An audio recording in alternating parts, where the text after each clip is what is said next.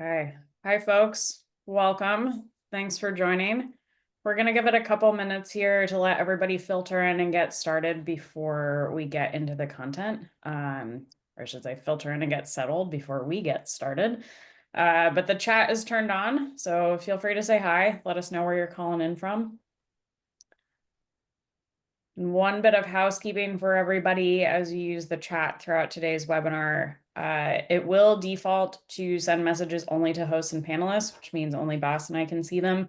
You will want to change that to everybody so that if you have questions or comments, everybody's able to see those. Hello from Myanmar. Wow. Wow. Must That be is pretty late in the day there.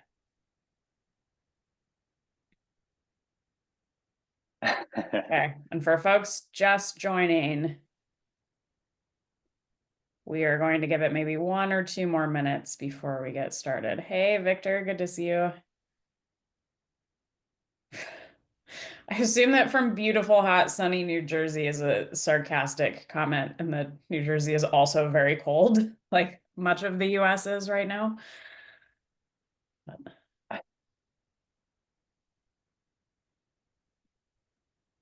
See a few people from Houston. You guys have lots of snow. That's great.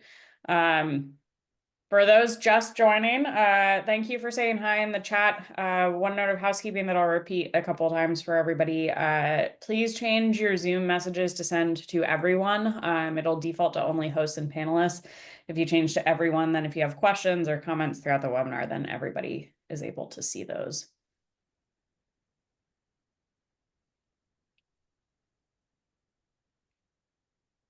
Sub 10 here, geez. It's very cold in the US for those looking at the comments. I'm over here in Seattle and it's chilly, but it's probably like high 20s this morning, so not actually cold as far as cold goes, at least compared to what some people are experiencing. So all right, and for those just joining, we're gonna give it, let's call it 1 more minute before we get started. Oh, somebody from Bellingham, or used to be in Bellingham. Bellingham is great. I love visiting there. See a lot of Europeans also. All over the place. Got a great international crowd today. I love it. All right, we're at 3 after, so let's go ahead and kick it off. We are still having some folks join, but we do have a lot to get through today, so I'm going to go ahead and kick us off. So thank you so much to everybody for joining us today. We're really happy to have you here for one of our first webinars, actually, to kick off the new year. Before we get started with the content, I always like to go through some upcoming community things that are happening in the Airflow community. Always lots going on for you to be aware of. In terms of upcoming events in February, we have a Vancouver, Canada Airflow meetup that's happening at Amazon's office the first week in February. I will actually be there speaking. So if you're in the Vancouver area, or maybe like me and you're in the Seattle area and you want to make the drive up and visit Canada for a couple of days, I would love to see you there in person. We're really excited. Like I said, Amazon is hosting that in their offices, which is really nice of them. So we're excited for that. And then if you do not happen to be in the Vancouver area, a couple of virtual events coming up that you might be interested in. One is the monthly Airflow Town Hall. February one is happening on February 7th. That's a great way to join and learn about what's going on in the Airflow project. Especially as we look to Airflow 3 that's coming out in a couple of months. So lots of updates on that. And then finally, we will have another webinar on February 12th that we are hosting on using CI/CD with Airflow, or for Airflow. This is somewhat relevant for or related to our topic today. So if you want to dig deeper into that aspect of it, that's a great way to do so. I will throw links to all of these things in the chat in just a few minutes if anybody's interested in signing up. And then finally, I'll make a plug for you to join the Airflow Slack if you haven't already. It's a great way to ask questions, help answer questions. You can get in contact with us and again, see what's going on in the project. And then Bas, if you want to go to the next slide. Sure. There was one question around recording. of the Yes, webinar? I will get to my housekeeping in just a minute, but yes, this Okay. is being recorded and you will receive a link to the recording after the event. So no worries there. My last plug is if you are not already, and actually that reminds me, we're going to have a little poll for folks. If you are not already an Astro user, including if you have no idea what I'm talking about, I say that we're going to speak about Astro a lot during the webinar today. And if you want to try it out, you can start a free 14-day trial. You can use this QR code, or again, I will throw a link to the chat. A link to that in the chat in just a minute. I see in the poll we've got lots of folks who are considering Astro or also have no idea what Astro is. So this is a great way to get acquainted and try out some of the stuff that we're going to talk about in the webinar today. All right, and then I think that's it for my intro stuff. So if we go to the next slide, and then again, last bits of housekeeping for today's webinar. I'll repeat again, this is being recorded and you will receive a link to the recording after the event. So if you want to rewatch, share with your coworkers, all of that, you will be good to go. As you have probably seen, the chat is turned on. Please feel free to use it. Please change your messages to send to everyone as opposed to only hosts and panelists. We would love for you to ask any questions that you have. I will be answering questions as we go through to the extent that I'm able to, and then we'll have time at the end for Q&A. You can use the chat, or it's actually a little easier for us to track if you use Zoom's Q&A feature. So if you want to drop any questions in there, please do so just as they come to you as we go through. And again, we will do our best to answer them. And then I think that is it for my housekeeping notes. So with that, I'm going to hand it over to Bas, who is going to go through our content today. All right. Thank you, Kenton. So yeah, today's session, I'll show you how to run Airflow for multiple teams from different perspectives. So starting with a little bit about myself. My name is Bas. I'm a staff architect at Astronomer. For a little over 3 years now, I am a committer on the Apache Airflow project. So if you make a pull request, then I might check that out. And also a co-author of the book, Data Pipelines with Apache Airflow. We initially wrote that back in 2021, which is a very long time in IT world. So we're currently updating that for with all the latest and greatest from Airflow 2 and upcoming Airflow 3. It's currently in this Manning Early Access program where you can already read the first couple of chapters. So with that, today I will talk about a couple of things. So first I want to level set a little bit where Airflow fits into the data ecosystem. And then I'll go into running Airflow at scale from different perspectives. So first from the infrastructure side, how you can automate the infrastructure and make sure you can easily run many Airflows. Then same thing, but from the code perspective. So typically one or multiple Airflows are represented by one or multiple Git repositories. And I'll show you some best practices around how to manage that. And then how to run Airflow at scale. So how to think about things like monitoring, reporting, and alerting. So going back to 2012, the data landscape was very simple. You can actually see the logos. It's still a very small picture. And back then, big data was the keyword that everybody wanted. I was myself in university, but when I started working, we were just installing Hadoop clusters. You didn't really think about what to do with the data. You were just collecting everything and then thought about that later. But taking a leap jump ahead in 2024, you can't really see the individual logos anymore unless you really zoom in into this picture. And this picture is called the MAD landscape, or machine learning, AI and data landscape. And every year there's an update of it. If you want to see an interactive version of this thing, click the link below and then you can scroll around and inspect all the tools that exist nowadays to do all sorts of things data related. So in the left here, we have orchestration with Astronomer and several other services. And whenever you create build a platform in your organization, you have to make a decision of many of these tools. So that's already a complex process.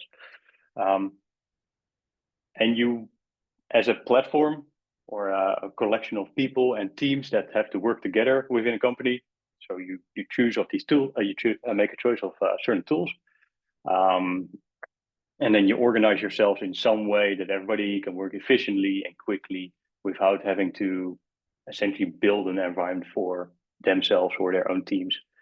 So it often looks somewhat like this on this picture. Since we're talking about Airflow, I put Astronomer or Airflow in the middle. And then there's often services like Databricks and Snowflake to transform data and dbt. A cloud is 9 out of 10 times somewhere there, so Google, Amazon, or Azure. Databases are always around, so some SQL or NoSQL databases. And then there's other technologies, for example, like monitoring solutions like Datadog. So you have to build a environment or a solution for that where all these tools integrate with each other nicely. And then on the people side, there's also different people with different levels of experience. So if we look at the top here, from the left, you generally have to build a platform for people that have little to no coding experience, that often work in Excel. And moving to the right, there are very experienced engineers in your organization that write Python or whatever language that these tools require. And then typically we try to cater for people that are somewhere in the middle. So for example, people might be very experienced with working in notebooks like Jupyter notebooks, or they're very familiar with SQL. So these are the people working with these tools on such a platform. On the left side here, we also have different skill sets. So if we take a so-called platform engineer, it's typically a more infrastructure-oriented person that's responsible for setting up these tools, making sure they're working reliable. There's, for example, a backup and recovery strategy. Things scale, things are monitored. They get alerts when things go wrong, those kind of things. And then there's a few supporting roles around such a platform, like, for example, a security officer that's concerned around the security. For example, to say person A is only allowed to touch certain data and person B is only allowed to touch other data. And then there's a financial person. Of course, these things cost money.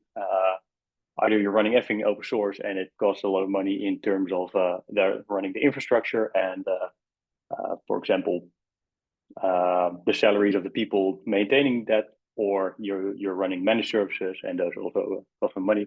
So cost is always an important factor in these platforms. So from a technology perspective, you have to make many decisions when you set up a platform like this. Just to name out a few, 9 out of 10 times there's always a cloud like Amazon, Google, or Azure. In terms of secret management, maybe you want a central secret management system. Actually, Vault is a very popular choice there. For logging, you can think of Dynatrace, Datadog, etc., etc. So I'll show you a couple of these tools in a demo a little bit later on. And also from the people perspective, there's also different viewpoints when you develop a platform like this. So if you talk about Airflow to a data engineer, they are typically concerned around which features does Airflow give me? I can develop pipelines as Python code, or how can I store my code in version control in Git, for example, and how can I write tests? Or they might ask questions like, hey, I have this, I have 10 files, how can I automatically generate 10 tasks in Airflow with for those 10 files? So those are kind of questions you might get from a data engineer. If you then talk to a platform engineer, it's a very different persona. And they might be more concerned around how to maintain and automate such a solution instead of the actual functioning of a tool like Airflow. So they might be concerned around automation, monitoring, alerting, how to make sure it's secure with authentication, authorization, or how to fetch and manage all the logs and the metrics that a tool like Airflow might produce. So with that, I want to dive a little bit into infrastructure automation, tell you a little bit about how to there was a pop-up on my screen. So I want to tell you a little bit about how to how you could maintain multiple Airflows. So starting out, if you do this manually, it's a very time-consuming and error-prone process. So while technically you could, let's say, have 100 machines, and on every machine you copy paste some files, make some changes so that everything is running according to whatever the needs of a person using that or a team using that are. But if you're generally, if you're doing things more than once, you want to start automating certain processes. So Astronomer provides certain solutions for that. One thing I want to point out that all the solutions that I show in this presentation, most of them run on the Astro platform, the managed solution of Astronomer for managing Airflow. Technically, you can do everything yourself, but it will take you some effort to do that. So on Astro, we give you an API and Terraform to manage resources. So that means Airflow instances, which we call deployments, or the workspaces or organizations and other infrastructure. And additionally, we have some supporting tools to make your life a lot easier, such as the CLI. Deployments as code. So that means you can define a deployment in a YAML file and use that to create new deployments. And additionally, if you have your code running on GitHub, we have an automatic integration there. So just point to your repository and say, this is where my Airflow code lives, and then it automatically deploys that to Astro.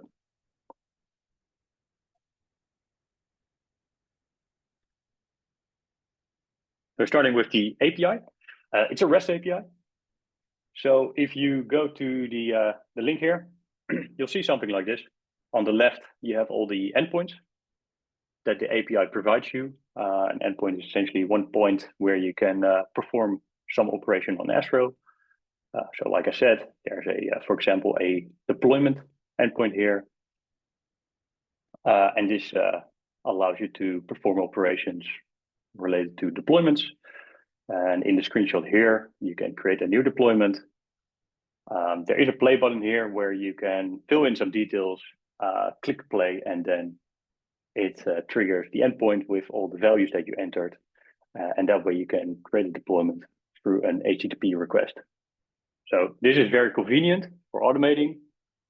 So you might have, for example, bash script with, say, a list of 10 values, and for every value in that list, you create a REST API request, and that way create a deployment.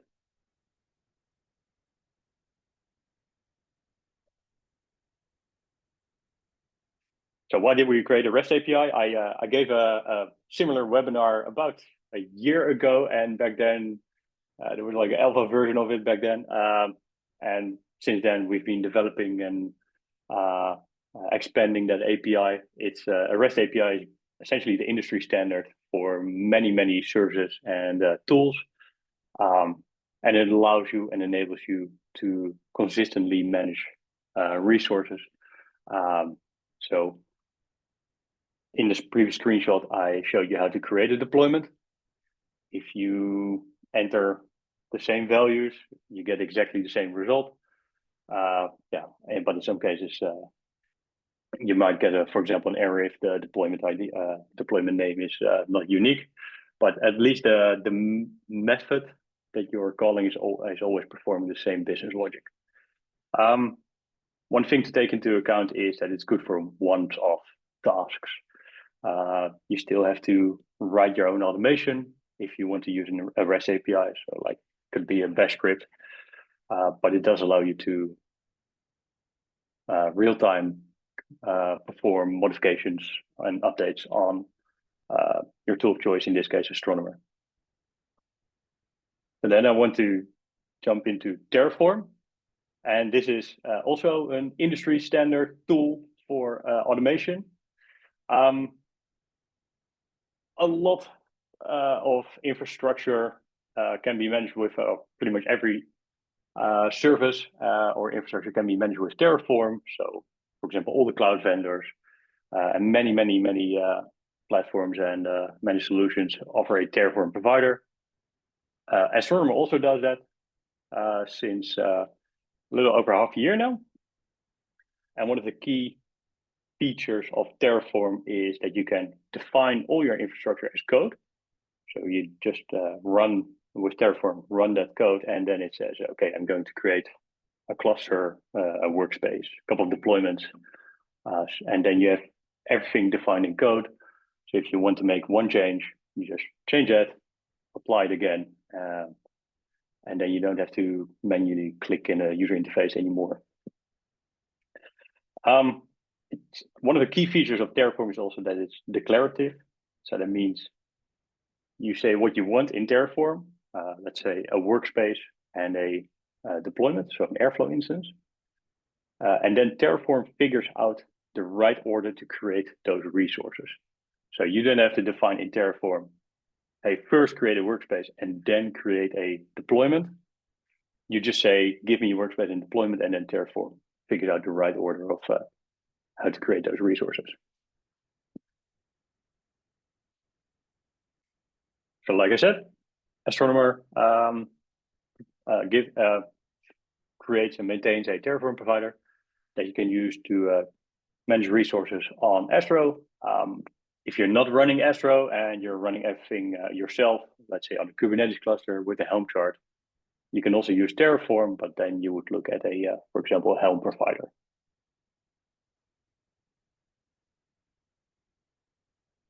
So this is an extremely simplified version of how that would look like. But in Terraform, there's this specific HashiCorp language. And essentially, you have these resources.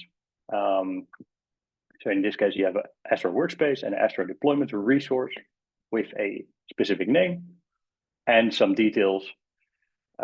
Using this language, you define in a script all the resources that you want.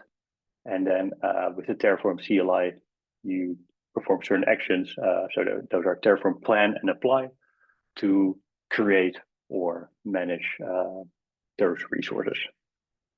If you want to know more about that, we have a blog post that gives you a hello world that shows you how to create an Astro workspace and deployment.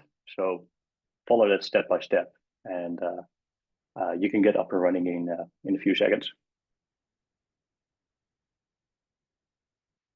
So I'll show you a little bit of a demo of how that would look like on a little bit larger scale.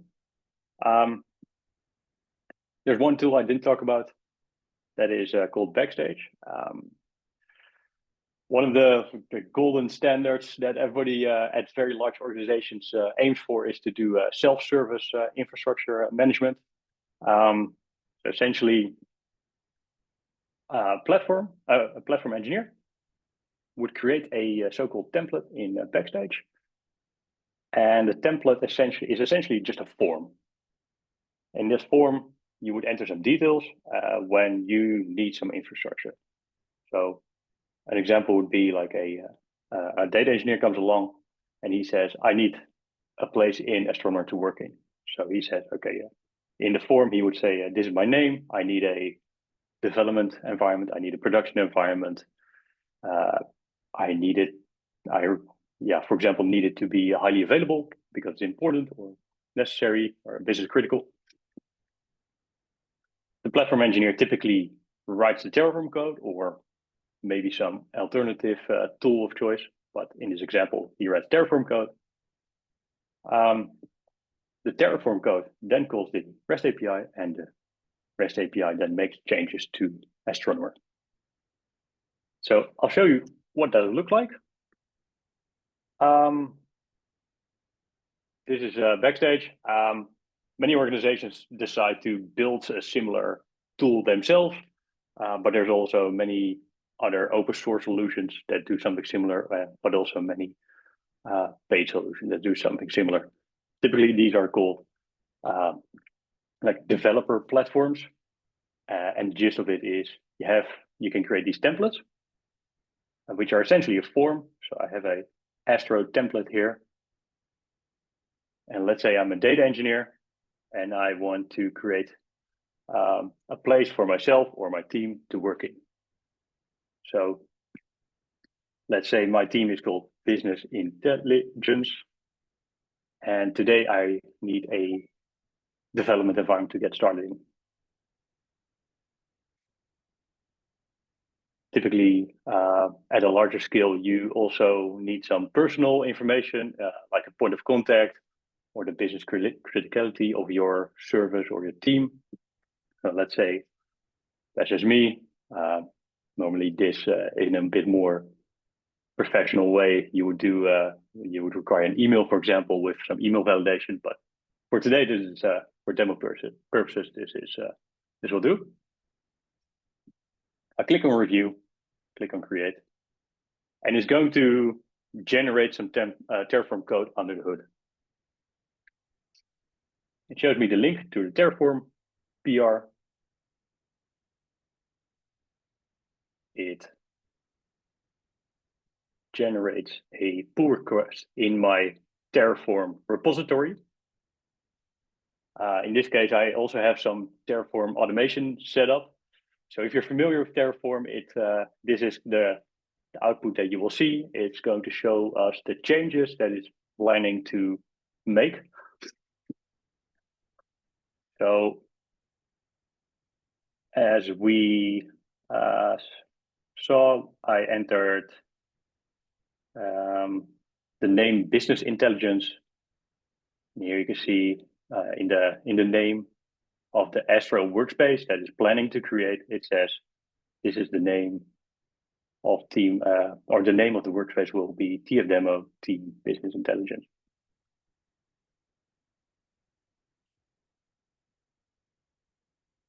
So as a platform engineer, I would say, okay, this all looks good. I see there are 4 things that Terraform is planning to do.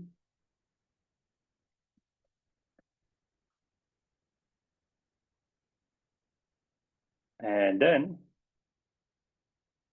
I write this command. It's a bit of Terraform automation. That if we go to cloud.astronomer.io,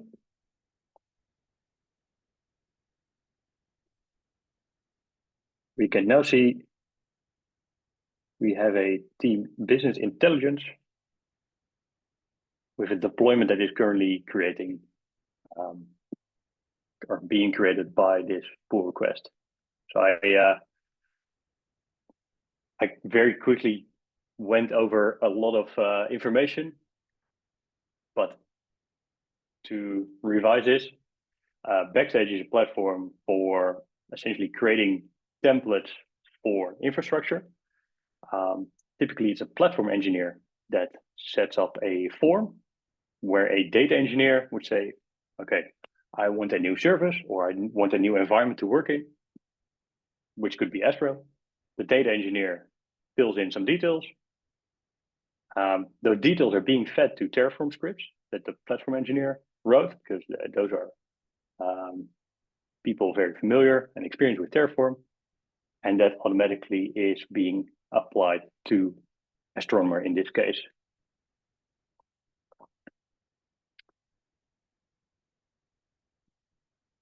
So there's no, the key here is there's no having to go around clicking in the UI, entering specific details.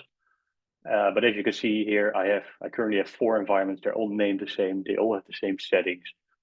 If you're running Airflow at a large scale, or maybe even some other tool at a large scale, you want to have some consistency, and using Terraform, you can achieve that.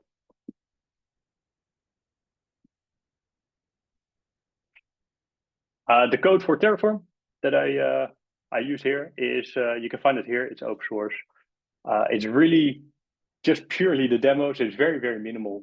It's not really meant for production setting, but you can use it as inspiration. And the same thing for backstage. In a production setting, you probably ask a lot more details than I showed here. But again, use it for your own inspiration. So then I want to jump into code automation. So let's say you have all this infrastructure, you have your 1,000 Airflow instances ready to go. So you have some setup that looks something like this. You have some teams. On Astronomer, you have this concept of workspaces, and in those workspaces, you have deployments. Doesn't have to necessarily be Astronomer. It could also be just open source Airflow with all these Airflow instances running there in your Kubernetes cluster. So typically how Astronomer advise you to manage this in code is that one team has one Git repository, and from that Git repository, you deploy to all your deployments, so your dev, test, UAT, production deployment. And it would look, in one picture, would look something like this. You have a Git repository, which is used by one team. And from that Git repository, the team deploys to whatever deployments they have. So a development deployment or production deployment. Now, this model, if you scale this out to multiple teams, you get multiple Git repositories. And manually creating a Git repository for every team would create or would take a lot of time. So typically, for example, there is, let's say, a GitHub Actions file in every repository. If everybody would set that up from scratch themselves, you get very different CI/CD setups and configurations. And yeah, you get configuration drift. So again, at a large scale, that's not really convenient. So it's not what you want. So one way to make this all consistent is with the help of a cookie cutter project. And cookie cutter is a Python utility that allows you to define essentially a blueprint of a Git project. So with cookie cutter, you can it's a CLI that you can install. You would point that to your template repository and say, generate a new Git project for me with all the best practices that are contained in the template. So let's say Team C comes along. They say, hey, we want a new environment. So using cookie cutter, it works like this. In this Git repository, I have my cookie cutter project. I point a cookie cutter to that Git repository. It will ask me for a couple of details. In this example, I just have one thing that it's asking for, such as a team name. So I say my team is called Analytics. And then that value is essentially used as input for all the files in that template repository. So it's going to generate a folder where Analytics in this case is here used in the folder name, but also set in several files in this project. I mentioned the CI/CD. So for example, there is a GitHub workflow here that's shipped with the cookie cutter project. And then everybody's ready to go. Essentially, everybody has the same CI/CD system. You can template this to point to your Astro deployments that you created with Terraform in the first part of my presentation automatically. And then everything is connected and you can get ready and up and running with a new environment in order of minutes. So we have an example cookie cutter project it's over here. You can use this, adjust this, modify this for your own needs, or just use it as inspiration for your organization. Maybe one other thing to point out is I use GitHub Actions as an example here, but on the Astro documentation, we have examples for many other CI/CD systems such as GitLab and Jenkins. So feel free to check those out as well.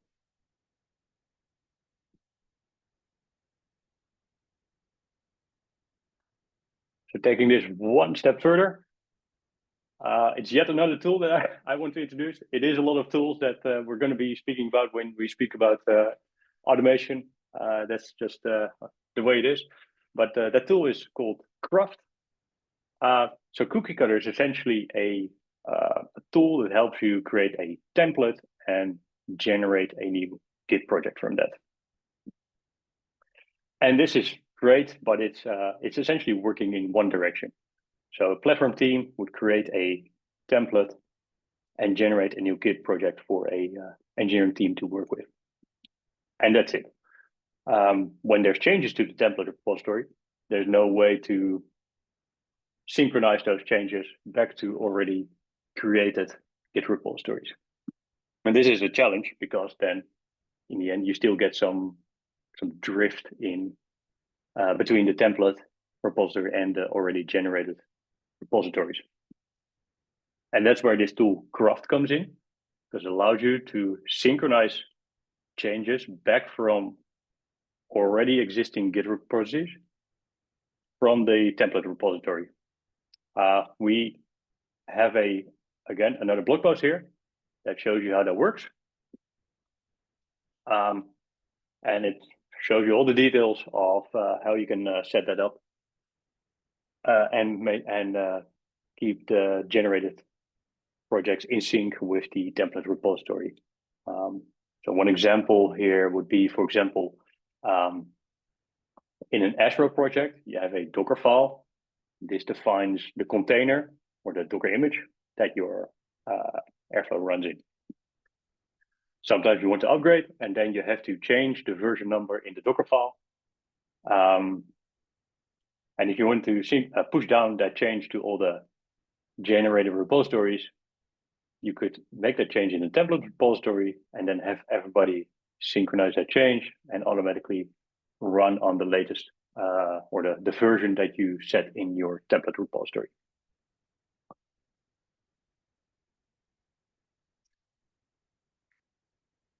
And one more thing to mention on the code side.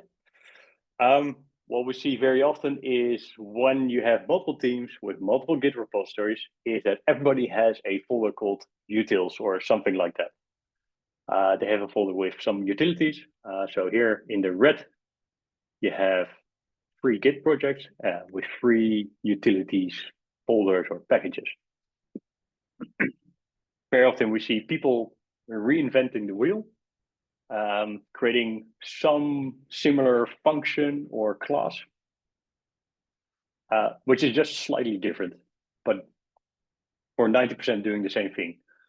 That's, again, yeah, unfortunate, because a lot of people doing the same thing is not the best use of everybody's time, but also you want some consistency in large-scale setups. So instead, it's much, we advise to have a single Python package. Let's call call it your Airflow utils package, and then have every Git project automatically import that. So that means every Git project is using the same utilities, the same code base. If you make one change to your utilities package, everybody gets to use the same updates.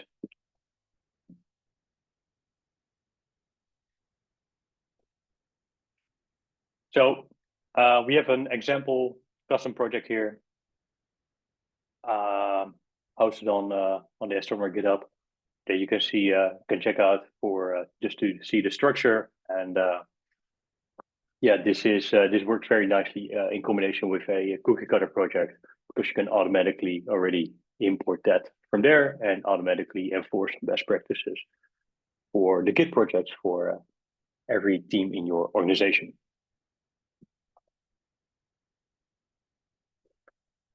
So then the last part, you have your infrastructure, you have your Git projects. How do you make sure things work at a large scale? How do you make sure your airflows work at a large scale? And how do you make sure everything is working correctly? So the next couple of slides that I present are more Astro specific, although technically you can build something like this yourself if you're running open source Airflow. So first thing that I want to show is the analytics view. It gives you some, this is what you see per deployment on Astro, and shows you some general statistics about the performance of your deployment, so your Airflow instance. So there's the analytics tab here. This shows you, in this case, DAG runs, so the number of successful runs, but also task runs and some more infrastructure related metrics. So in this case, you see workers, which means it's a salary executor based deployment. So it has worker pods and it's showing the CPU usage and the memory usage per pod. If, for example, you see a number consistently at 100% here, that's where you can take action on it and say, okay, I probably have not enough memory and I need to raise or increase the size of my workers. At the same time, in this screenshot, everything is consistently below 40%. So yeah, that could give some give an idea to reduce the size of your workers. That way, save some costs. In terms of reporting, we also have some dashboards that report on a bit higher level than a individual deployment, but instead on an overarching organization level. So across all the deployments in the organization. I do want to point out that this is a so-called enterprise only feature. So on Azure, we have 4 plans and you will need the enterprise plan for this feature. Although technically, again, if you're running open source Airflow, yeah, by querying the database, you can get some similar statistics. So in the dashboard here, you have 5 tabs. This is the first view of the dashboard that you'll see, the organization overview, where you can see, for example, the number of deployments. So in this example, there are approximately 40 deployments running. Same for number of tasks. You can see the total number of tasks that succeeded and failed across your entire organization. So if you want to understand, for example, the growth of Airflow usage in your organization, these dashboards provide a lot of information. Actually, the dashboard that everybody first looks at is the cost breakdown. This is very important to a lot of people to understand what is consuming or how much dollars your service is using and which workspaces or deployments are consuming the most dollars. So in these dashboards, you can see the cost of Airflow usage broken down by different components. Here we have a breakdown per workspace, and then on the right and going more down, it's getting broken down into smaller components. So here by date, but yeah, going down, you can see the cost broken down by deployment and different components within that deployment. So if you're, for example, running different types of workers, you will see the cost broken down by worker type, also by compute usage and network traffic and such. So these dashboards allow you to get the correct data to understand the usage of your Airflows. And that way you can plan, optimize for different use cases. So the screenshots that I just showed in the previous slides are on the Astro platform. And they work for a lot of use cases, but sometimes people still want some more in-depth information. We offer a function called the Universal Metrics Exporter, or we call it UME. And this exports Prometheus metrics, or the raw Prometheus metrics about the infrastructure and from the Airflow instances to your own system, so to your own Prometheus supported system. And we provide a Grafana dashboard that you can use in your own Grafana that visualizes these metrics. So in this case, it's showing details about the health and the performance of individual Airflow components, like DAGs and tasks, but also scheduler, web server, workers, etc. And a nice feature of Grafana is that you can set alerts on specific conditions. So let's say your DAG processing parse time is always somewhere around 0.1 milliseconds, and suddenly it spikes up to a large number, let's say 10 seconds, then you probably know something's wrong, and one of the DAG files is causing a very high parsing time. In Grafana, you can then set an alert on that and notify the responsible person to investigate and take some action on that.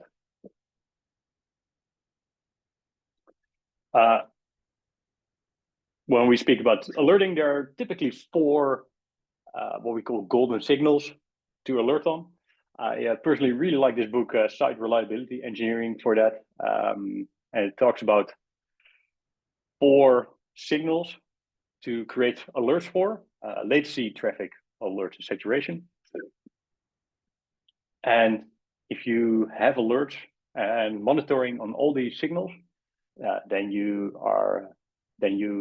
probably very well understand what your system is doing and have all the possible scenarios covered. So just to give an example, if suddenly executor.open slots reaches 0, so these are the available slots for your executor to run tasks. Ideally, it's always as high as possible, but if it reaches 0, no more tasks can be executed, and your service is essentially waiting. So that's an indication that you might want to skill, or there's something going on and there's too many tasks being queued.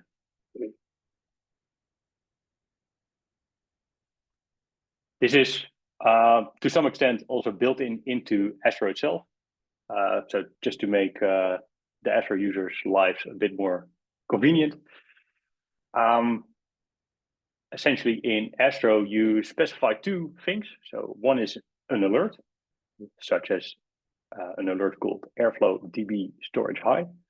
And second is what we call a notification channel. And that's essentially the way to communicate about an alert.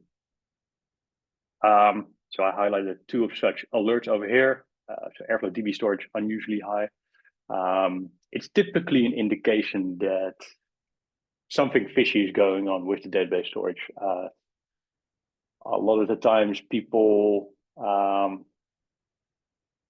pushing very large files into XCOMs, for example, and that's really bumping up the size of the database storage. And then, with these alerts where several of them are automatically set up, you would then get an email or a warning in some other way. And you can think about investigating and taking action. And second, for deprecated runtime versions, especially in larger organizations, people don't want to run deprecated versions, but always supported versions. And when you're running one of such versions, or we have alerts to alert you on such deprecated versions, and then you can take some action on that. Last thing I want to talk about, this is a Astro specific feature. It's called Astro Observe, and it's currently in a private preview. So it means you have to ask Astro, ask Astronomer, can I please get access to Astro Observe? And it's an observability platform on Astro.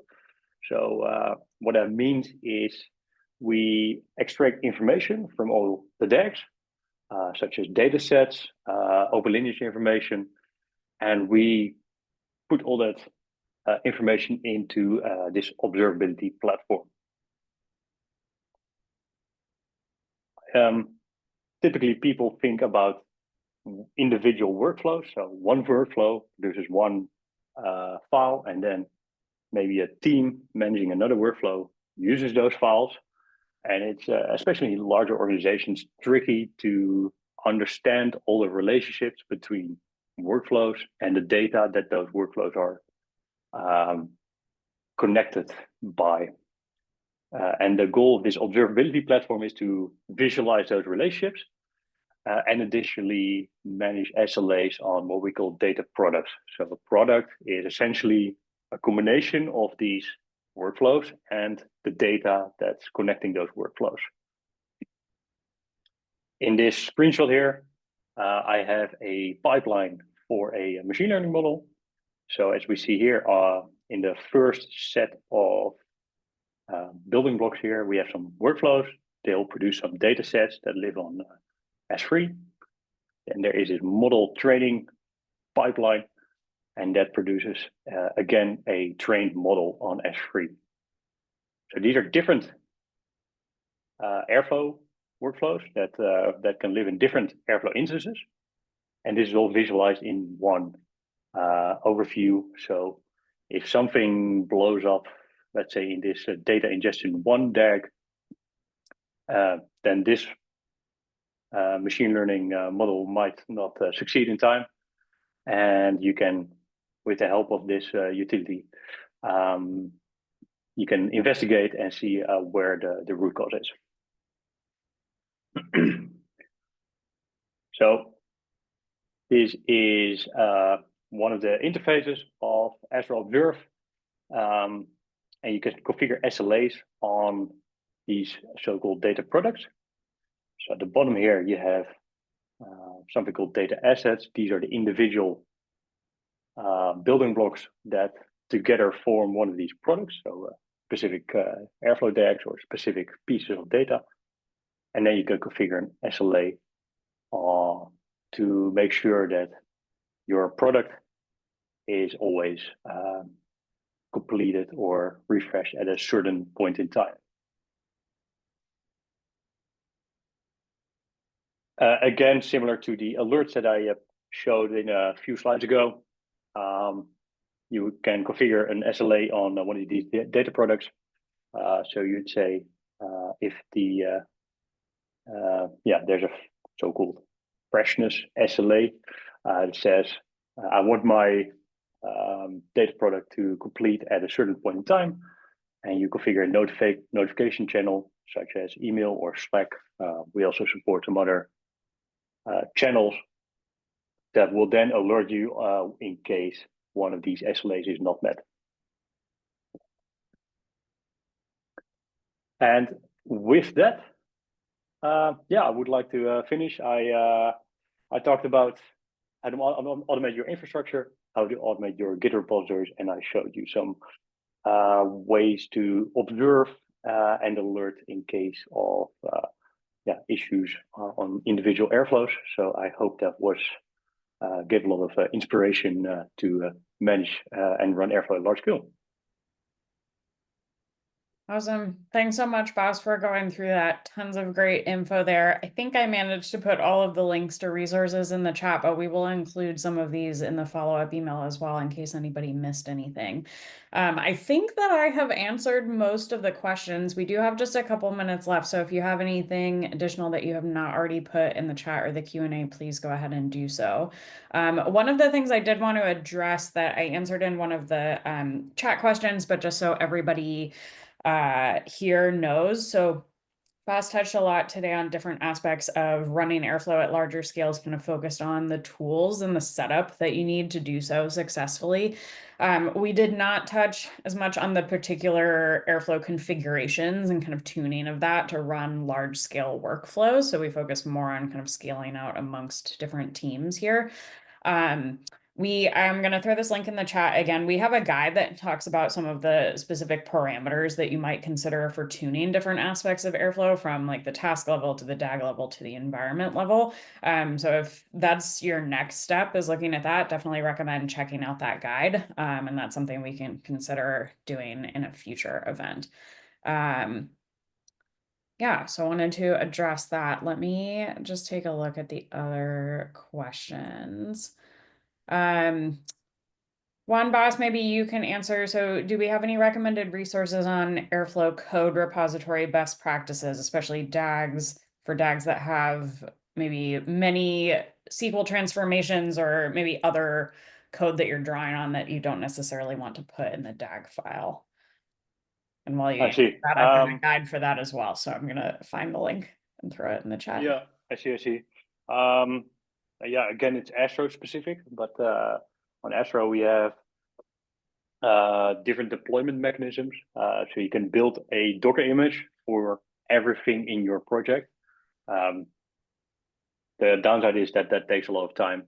So we also have a mechanism called DAG deploys, and that essentially that's synchronizing only the DAG folder, and you don't have to rebuild an image every single time, and that saves you a lot of time to do deploys. And then thirdly, we have an option called dbt deploys, and you can point to specific dbt code. So I assume when you speak about SQL, that refers to dbt code. And yeah, you can synchronize only the dbt code separately from your entire project or your DAG code. I hope that answers. I think that's great. I also just threw a couple links in the chat. One is to our basic guide on managing Airflow code. This is kind of, again, very basic how you might structure a repo and kind of when to separate out projects. I also threw a link to our guide on sharing code across multiple projects, which, Boss, I believe was yours that you wrote Yeah. a while ago. So relevant for everything you just said, and a great reference for both if you're running on Astro or not. So okay. Yeah. Great. I think that is it. I've seen a couple of other questions that are a little bit outside of the scope for this webinar, and we just have one more minute left. So sorry we're not able to touch on everything. There was a lot to cover today. But yeah, we hope you join us for future events. And Bas, go ahead. Yeah, the one more thing there is all the links are over here that I talked about. Yeah, as we said, the webinar is recorded and will be shared. So feel free to check out all these links and the material there.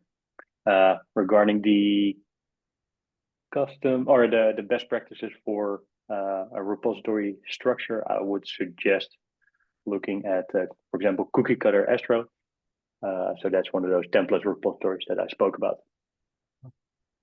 Okay, awesome. And like Boss said, we will share all of these links in the follow-up email as well as the recording, so you can go back and reference anything.